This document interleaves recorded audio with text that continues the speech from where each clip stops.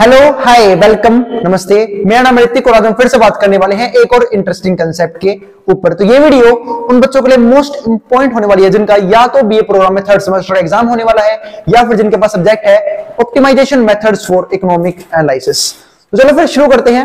मैंने आप लोगों को लास्ट वीडियो में बताया था कि डिफरेंशिएशन का जो कंसेप्ट है वो खत्म हो चुका है। लास्ट वीडियो में हमने क्वेश्चंस भी किए थे बहुत सारे, ठीक है। इस वीडियो से हम बात करने वाले हैं एप्लीकेशंस के ऊपर। तो चलो फिर शुरू करते हैं आज की वीडियो, जहां हम समझेंगे कि इकोनॉमिक्स में यूज कैसे करते हैं डिफरेंशिएशन को। तो यहां पे क्या लिखा हुआ है, एप्लीकेशंस ऑफ डिफरेंशिएशन। तो देखो, पहले कुछ कंसेप्ट को समझने की कोशिश करते हैं। इकोनॉमिक्स के टर्म्स में तीन से ऊपर सबसे ज्यादा बात करते हैं। एक तो होता है रिवेन्यू, एक होता है प्रॉफिट, एक होता है कॉस्ट, और फिर आता है हमारे पास प्रॉफिट।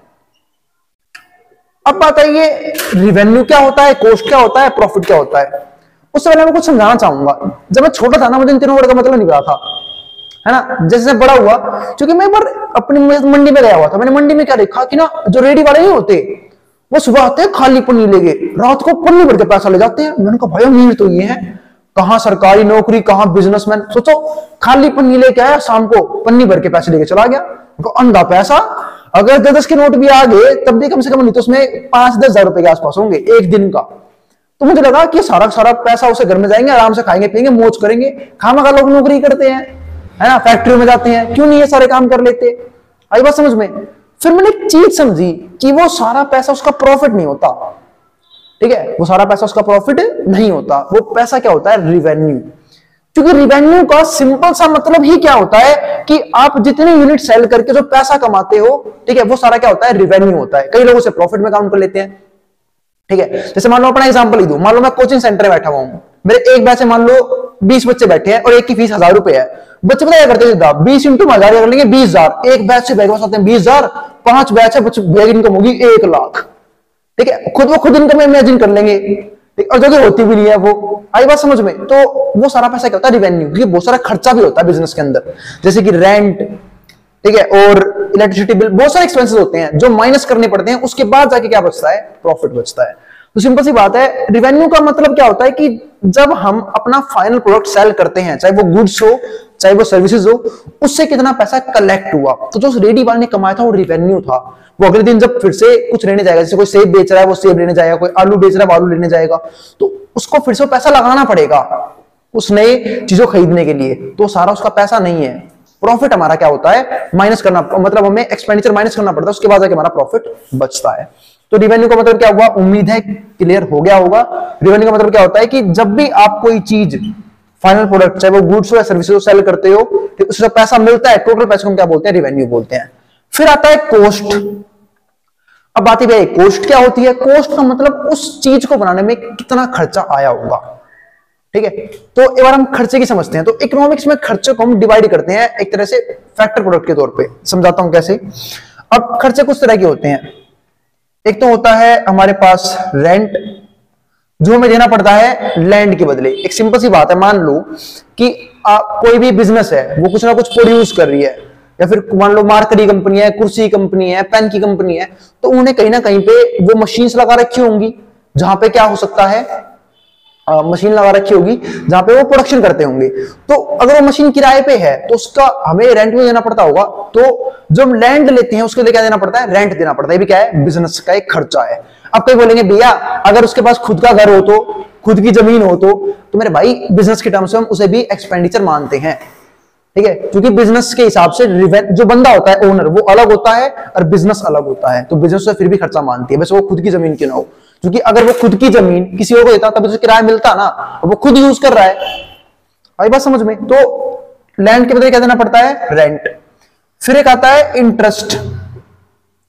इंटरेस्ट कहां लगता है। अब एक सिंपल सी बात है भाई, मशीन डालूंगा, किराया जाएगा, एडवर्टीजमेंट होगी, बहुत सारे खर्चे होंगे, तो उसके लिए कैपिटल भी तो चाहिए, पैसा चाहिए ना मोटा, जिसके चक्कर में लोग बिजनेस नहीं करते। तो उस कैपिटल, अब हो सकता है कैपिटल उसने मार्केट से उठाया हो, लोन लिया हो, तो उस लोन के बदले इंटरेस्ट भी जाएगा, तो वो भी एक तरह से क्या है, खर्चा।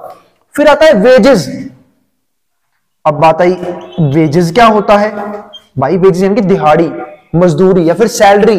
अब एक सिंपल सी बात है, बिजनेस है, बिजनेस में क्या ओनर खुद ही काम करने बैठ जाता है, वही मशीन चला देगा, ठीक है, वही सारा रॉ मटेरियल ले आएगा, वही सामान भी जोड़ेगा। कहाँ का बिजनेस भाई? वो तो बिजनेस है तो वो कहीं ना कहीं से एम्प्लॉइज लेके आएगा, अपने लिए काम पे लोग रखेगा। अब काम पे जब लोग रखेगा तो क्या देगा उसके बदले? उन्हें पैसा, सैलरी, वेजेस। आई बात समझ में? तो उसे हम क्या बोलते हैं? एक और खर्चा। इसके बाद आता है हमारा फाइनल खर्चा। वो क्या? वो होता है प्रॉफिट। अब सिंपल सी बात है, अगर मान लो एक बिजनेस के बहुत सारे ओनर्स हैं तो समय क्या बढ़ता है? प्रॉफिट बढ़ता है। ठीक है, तो ये हमारा फाइनल खर्चा होता है। ये चार तरह के हमारे क्या होते हैं बिजनेस के ऑलमोस्ट इकोनॉमिक से खर्चे होते हैं। तो ये हम क्या बोलते हैं ना? कॉस्ट। ठीक है, तो कॉस्ट समझ में आ गया। और ये प्रॉफिट ज्यादा वो भी लेता है, इसे हम बोलते हैं एंटरप्रेन्योर। ठीक है, जिसने दिमाग लगाया है उस बिजनेस को चलाने के लिए वो प्रॉफिट लेता है। ठीक है, तो रेवेन्यू माइनस में कॉस्ट हमारा क्या बचता है? प्रॉफिट होता है। तो ऐसे मैं आपको एग्जांपल देता हूं, उसको एग्जांपल समझते हैं और इसके हम अलग टर्म्स को समझने की कोशिश करेंगे कि एप्लीकेशंस में यूज कैसे करते हैं सारे टर्म्स को। ठीक है, तो उससे पहले एक चीज समझाता हूं। जैसे मान लो कि मेरी एक कंपनी है, ठीक है, वो बनाती है 10 मार्कर। ऐसे ऐसे भाई छोटी सी कंपनी है, ठीक है, 10 गज में मैंने एक मशीन लगा रखी है, उसे मार्कर बनाता हूं। वो एक दिन में 10 मार्कर प्रोड्यूस करती है और एक मार्कर आता है 20 रुपए का। सिंपल सी बात है, अगर मैं 10 मार्कर बनाऊं और एक मार्कर होगा 20 रुपए का, ठीक है, तो कितने पैसे कमा लूंगा मैं? 20 गुना में 10, 200 रुपए बेच के मैंने कमा ली 200 रुपए। तो ये मेरी क्या हो गई? Total revenue. आई बात समझ में? लेकिन ये मेरा प्रॉफिट थोड़ी ना है। ये क्या है? जितना पैसा आया। अब जो मैंने मार्कर बनाया होगा इसके ऊपर खर्चा भी तो आया होगा। मशीन लगाई मैंने, उस मशीन का फ्यूल लगाया, प्लास्टिक यूज किया, इंक लगाई, उस पर खर्चा भी तो आया होगा। खर्चा क्या आया? मान लो सपोज करो एक मार्कर बनाने पे खर्चा आ रहा है 15 रुपए का, मैं 10 मार्कर बना रहा हूं, 150 रुपए का खर्चा ही हो गया। तो ये होगी मेरी कॉस्ट।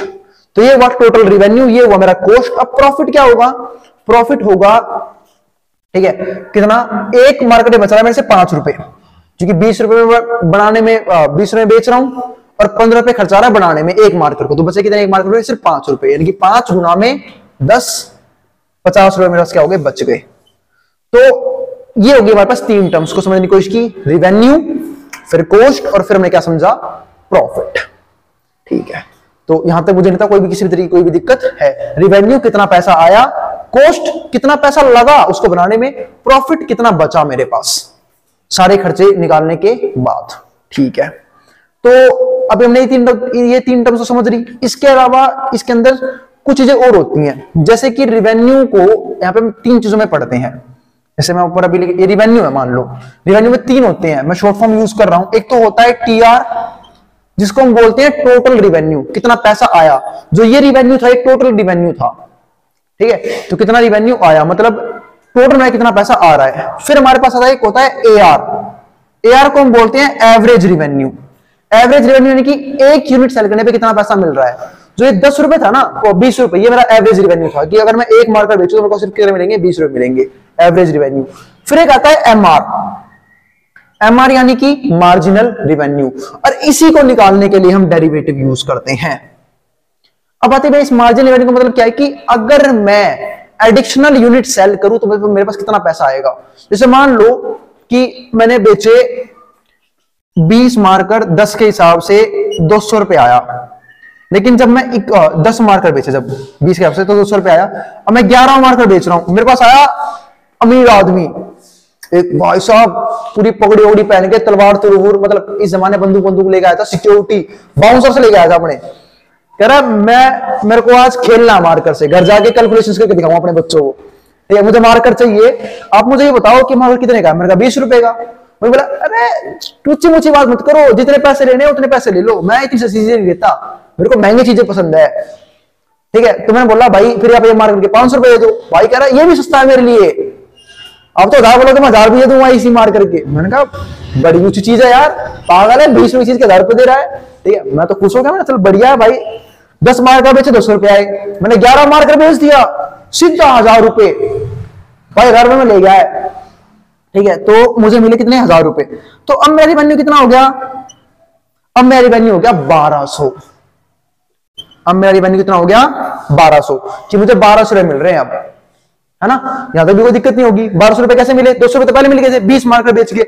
सोचो मैंने एक मार्कर ऐसा बेचा और 10 मार्कर बेच के और एक मार्कर ऐसा बेच दिया जिसकी वजह से मेरी रेवेन्यू सीधा 1200 हो गया, क्योंकि वो बंदा 1000 रुपए मार्कर ले गया। इसको हम बोलते हैं एडिशनल रेवेन्यू, यानी कि मार्जिनल रेवेन्यू। एक एडिशनल यूनिट सेल करने के बाद आपको कितना पैसा मिलेगा। ये तो मैंने मजाक में बोला था कि 1000 रुपए का मिलेगा, कई बार चीजें का रेट कम भी हो जाता है।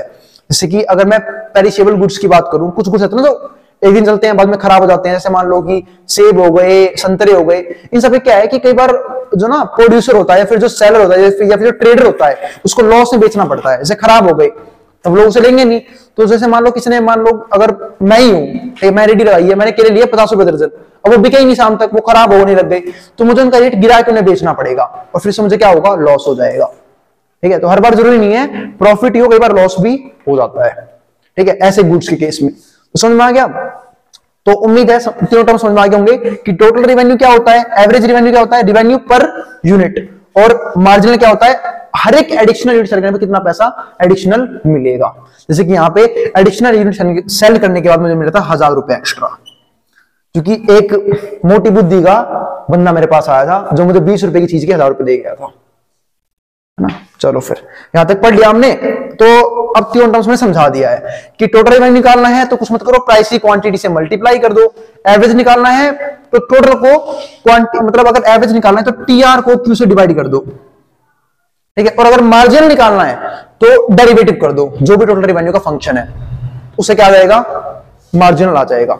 ठीक है, तो ये तो रेवेन्यू की बात थी। टोटल कॉस्ट के लिए यही 3 पार्ट होते हैं, टोटल कॉस्ट, फिर एवरेज कॉस्ट यानी कि कॉस्ट पर यूनिट, और फिर आता है मार्जिनल कॉस्ट कि हर एक एडिशनल यूनिट प्रोड्यूस करने पे कितना खर्चा आ रहा है। ऐसे ही प्रॉफिट भी 3 तरह के होते हैं, टोटल प्रॉफिट, एवरेज प्रॉफिट यानी कि प्रॉफिट पर यूनिट, और मार्जिनल प्रॉफिट। क्योंकि प्रॉफिट कभी कभी बढ़ भी जाता है, कभी कभी घट भी जाता है, और कभी कभी नहीं भी आता है, ब्रेक इवन में बेचना पड़ता है। ब्रेक इवन को बोलते हैं जब ना प्रॉफिट हो ना जब लॉस हो। अब आगे देखते हैं, अब क्वेश्चन को करते हैं। उम्मीद है एप्लीकेशंस का मैंने बेसिक कंसेप्ट आप लोगों को क्लियर कर दिया है। फिर भी कोई डाउट कोई रह जाए आप नीचे कमेंट बॉक्स में कमेंट कर सकते हैं। आई बात समझ में। अब देखते हैं इन 2 क्वेश्चंस को। Suppose a short run total cost function, एक short run total cost function यानी कि हमें दे रखा है टीसी, वो गिवन क्या है, सी बराबर है 2q का क्यूब माइनस में 2q का स्क्वायर प्लस में 20q प्लस में 125, ये हमारे पास, और जहां पे q हमारी क्या है, क्वांटिटी की क्वांटिटी। ऐसे ये मेरे पास कॉस्ट का फंक्शन दे रखा है, हमें निकालना क्या है, find the marginal cost and the average cost function. तो पहले मार्जिनल कॉस्ट निकाल लेते हैं। मार्जिनल कॉस्ट निकालना दुनिया का सबसे आसान काम है।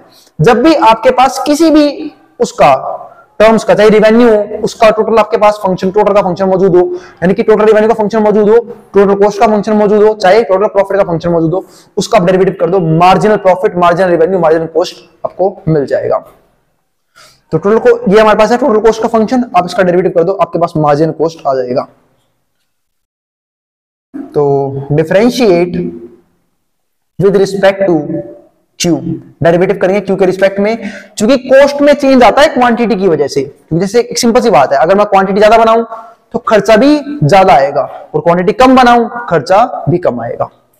तो differentiate with respect to Q, तो कॉस्ट का डेरिवेटिव 1 तो हो जाएगा, अपॉन में क्या यहाँ पे आएगा डीसी अपॉन डी क्यू। क्यों?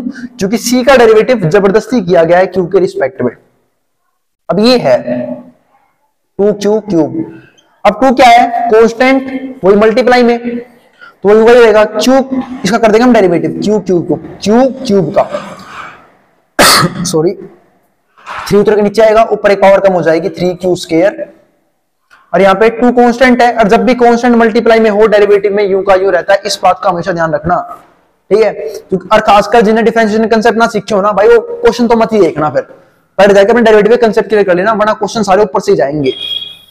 ठीक है, और मैं हमेशा बात बोलता हूं कि वीडियो को सीरीज वाइज देखा करो किसी भी प्लेलिस्ट के अंदर, ताकि आपको किसी भी कांसेप्ट में, किसी भी टॉपिक में दिक्कत ना बचे।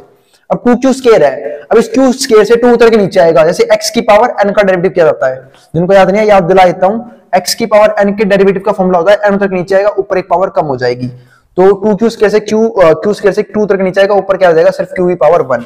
ऐसे ही 20 q क्या हो जाएगा, सिर्फ 20, क्योंकि देखो 20 कांस्टेंट है, मल्टीप्लाई में इक्वल रहेगा, u का क्या, q का क्या हो जाएगा, 1 हो जाएगा डेरिवेटिव, तो 1 हो गया, यहाँ पे 20 आ गया। अब जब मैं सोल्व करूंगा यहाँ पे, तो 2 3 जा 6q स्क्वायर, 2 2 जा 4q प्लस में 20, ये तो आ गया हमारे पास मार्जिनल कॉस्ट। आप आराम से आप ऐसे लिख सकते हो MC, मार्जिनल कॉस्ट आ चुका है। अब मैं बात कर रहा हूं एवरेज कॉस्ट फंक्शन की। अगर आपको एवरेज कॉस्ट निकालना है तो एवरेज निकालना बहुत इजी होता है, आप किसी भी कॉस्ट का ना उस कॉस्ट की क्वांटिटी डिवाइड कर दो, आपके पास एवरेज कॉस्ट आ जाएगा।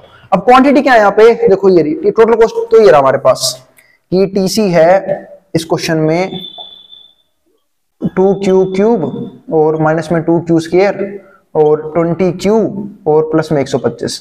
इसको पूरे को क्वांटिटी से डिवाइड कर दो। अब q से डिवाइड कैसे करोगे, इसे यूनिट के डिवाइड करने बैठ के सेपरेट कर दो। इस q को सबके पॉइंट में लिख दो, इसके पास भी, इसके पास भी, इसके पास भी और इसके पास भी। जब इसके पास लेके जाऊंगा एक पावर से एक पावर कट जाएगी, क्योंकि यहाँ पे क्या रह जाएगा 2q स्क्वायर। जब इसके पास लेके जाऊंगा, क्योंकि यहाँ पे दो पावर है, एक पावर से एक पावर कटेगी, यहाँ पे क्या आएगा सिर्फ 2q। जब इसके पास ले जाऊंगा सिर्फ क्या बचेगा 20 और यहाँ पे आ जाएगा 125 बटे में q, यहाँ पे पॉइंट में आ जाएगा खत्म, क्योंकि इसके पास q नहीं था। तो ये हो गया हमारे पास एवरेज कॉस्ट का फंक्शन। तो ये वाला क्वेश्चन खत्म हो गया है, टोटल कॉस्ट भी निकाल लिया हमने, एवरेज कॉस्ट भी निकाल लिया। अब मैं बात करूं दूसरे क्वेश्चन की, ठीक है, जहां पे आप लोगों को एक फॉर्मूला समझने का भी मौका मिलेगा। उसने बोला है given a consumption function, consumption function है। कंजप्शन फंक्शन क्या होती है, जो हम कंज्यूम करते हैं उसका फंक्शन दे रखा है। अब find MPC and MPS, MPC और एमपीएस निकालना है। देखो एमपीसी का मतलब क्या होता है, मार्जिनल प्रोपेंसिटी टू कंज्यूम, ठीक है, और एक होता है एमपीएस, वो होता है मार्जिनल प्रोपेंसिटी टू सेव, ठीक है। आपको एमपीसी निकालना है। तो देखो कंजप्शन है, इसका मतलब क्या होता है कि आप इनकम के हिसाब से कंजप्शन किस रेट से बढ़ रही है, यानी कि मैं इसको बोल सकता हूं कि ये होता है डीसी अपॉन डीवाई, यानी कि अगर मैं इसका डेरिवेटिव कर दूं किसका, कंजप्शन फंक्शन का, 100 प्लस में 0.5y, आई बात समझ में। तो ये मान लो मेरे पास कंजप्शन फंक्शन है, एक सिंपल सी बात है, जिसकी जितनी इनकम, मतलब जो जितना कमाएगा उतना ही उड़ाएगा। तो भाई जब ज्यादा पैसा आएगा तो ज्यादा उड़ाऊंगा, कम पैसा आया कम उड़ाऊंगा, ठीक है। तो सिंपल सी बात है, इनकम के हिसाब से हमारी कंजप्शन चेंज होती रहती है। अब मान लो मेरी पॉकेट में दिन के 100 रुपए है, नहीं वो तो ज्यादा बोल दी, मेरी इतनी भी नहीं है, हाँ ठीक है, दिन के 100 रुपए है, ठीक है। और मान लो मैं उसमें से 50 रुपए खा गया, तो 50 रुपए उड़ा दिए मैंने, 50 रुपए बचा लिए। अब जब मेरी इनकम हो जाएगी 200 रुपए, मतलब घर वाले खुश हो गए मेरे से, कह रहे जा बेटा जी ले अपनी जिंदगी, 200 रुपए दे दिए मुझे। अब उसमें से मैं हो सकता है 100 रुपए खर्च कर दूं, 150 खर्च कर दूं, तो जितना कमाऊंगा उतना उड़ाऊंगा और कुछ बचाऊंगा, है ना। तो सिंपल सी बात है। तो सी का फॉर्मूला क्या आया, सी बराबर आया 100 प्लस में 0.5y, ये आ गया मेरे पास। तो सिंपल सी बात है, तो मैं क्या बोल सकता हूं, मैं क्या गया कंजप्शन का फंक्शन। अब मुझे निकालना है एमपीसी, तो मैं इसका डेरिवेटिव कर दूंगा y के रिस्पेक्ट में, तो differentiate with respect to y। तो एक बात और ध्यान रखना, y यहाँ पे क्या है, इनकम है हमारी। तो एमपीसी का मतलब भी यही होता है, एमपीसी को मैं बोल सकता हूं क्या, डीसी अपॉन में डीवाई, मतलब में इसका मतलब क्या होगा, change in consumption due to change in income. Consumption में किस रेट से चेंज आ रहा है, जब इनकम में चेंज आ रहा है, ठीक है। तो बस डेरिवेटिव कर देते हैं इसका, तो सी का 1 तो हो जाएगा इनटू में डीसी अपॉन डीवाई, और जीरो डेरिवेटिव क्या होने पता होगा, ऐसा क्यों लिखा है मैंने, क्योंकि सी का डेरिवेटिव जबरदस्ती किया गया है वाई के रिस्पेक्ट में। 100 का कांस्टेंट है 0 हो जाएगा, 0.5 वाई का 0.5 हो जाएगा। ये हमारे पास आ गया है एमपीसी। अब एक इंपॉर्टेंट फॉर्मूला ये भी होता है क्या, कि एमपीसी प्लस में एमपीएस, एमपीसी प्लस में एमपीएस बराबर होता है 1 के। बताइए ऐसे कैसे होता है, अरे सिंपल सी बात है, एक बात बताओ, इनकम को 2 ही पार्ट में डिवाइड करूंगा, या तो उड़ाऊंगा यानी क्या, तो कंज्यूम कर लूंगा, या बचाऊंगा। और कुछ करते हो क्या भाई, मेरे पास मान लो 100 रुपए पॉकेट मनी है मेरी, 50 रुपए खा गए, तो बाकी पैसे क्या करूंगा, दान में दूंगा, बचाऊंगा ही तो वो, तो या तो कमाऊंगा या बचाऊंगा, और दान में देंगे तो खर्चे में आएगा फिर वो, आई बात समझ में। तो इनकम के 2 ही पार्ट होते हैं, तो कंजप्शन या सेविंग। तो इसलिए एमपीसी प्लस में एमपीएस बराबर आता है 1 के। अब एमपीसी का मतलब क्या है, एमपीसी में निकालिया 0.5, आपको निकालना है एमपीएस, तो बहुत इजी है। अब तो इस इक्वेशन में पुट कर दो। इसका फॉर्मूला हमेशा ध्यान रखना कि एमपीसी प्लस में एमपीएस का सम 1 के बराबर होता है। 0.5 वहां से माइनस का हो जाएगा, एमपीएस बराबर आ जाएगा हमारा 1 माइनस में 0.5, जो बराबर आ चुका है 0.5 के। मेरा शायद वीडियो लंबी होगी है, काफी बहुत है इस वीडियो में इतना, ठीक है। दोनों क्वेश्चन कर लिए हैं। सेकंड क्वेश्चन हमने एमपीसी और एमपीएस निकालना सीखा। फर्स्ट क्वेश्चन हमने एप्लीकेशंस के बाद टोटल रेवेन्यू से मार्जिन कैसे निकालते हैं, टोटल कॉस्ट से मार्जिन कॉस्ट कैसे निकालते हैं, और एवरेज कॉस्ट कैसे निकालते हैं वो समझा। तो अगर वीडियो पसंद आई हो तो वीडियो को लाइक करना मत जाना, और चैनल को सब्सक्राइब कर देना। मिलते हैं फिर अगली वीडियो में, जहां पे हम बात करेंगे ऐसे ही एप्लीकेशंस के और अलग अलग कंसेप्ट्स के ऊपर और अलग अलग सवालों के ऊपर, ठीक है। अब जिसको जो उतारना है, जो स्क्रीनशॉट लेना ले सकता है, मैं बोर्ड के सामने से, जिसको जो फोटो खींचना खींच लेना, मेरी नहीं भाई, बोर्ड की, हाँ वो काम आएगा पेपर में, ठीक है। यहाँ